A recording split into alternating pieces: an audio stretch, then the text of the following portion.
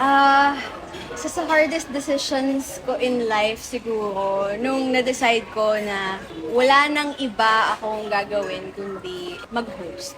Kasi sa totoo lang, first love ko singing. Bago ako mag-host, every week yon nung college ako, nag-gig ako. Hindi alam ng mga tao yon actually na nagpo-perform ako sa mga restaurants, bars, events, weddings, debuts, ganun. Pero nung nag-hosting na ako, hindi na kinaya ng schedule, parang napapagod na ako. So nag-decide ko, let go ko muna yung pangarap ko na yun. Tapos mag-hosting na lang muna ako. Tapos ang hirap nun kasi yung trabaho ko, nag-i-interview ng artists na ginagawa yung pangarap ko.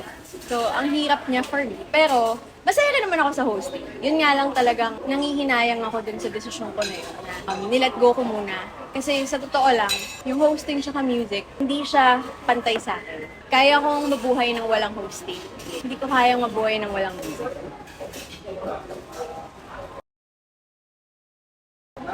Feeling ko naman, maganda rin naman yung naging decision ko kasi sa hosting, wala akong masyadong kalaban. Konti lang ang host sa Pilipinas eh. Kumpara sa mga musicians, ang daming magagaling kumanta, ang daming magagaling mag-perform sa Pilipinas, di ba? So, feeling ko mas mahihirapan naman ako doon. Although, syempre, meron pa rin part sa akin na gusto pa rin i-pursue yun. Feeling ko naman hindi pa too late. So, baka tingnan natin. Next time may collab na tayo. Anytime.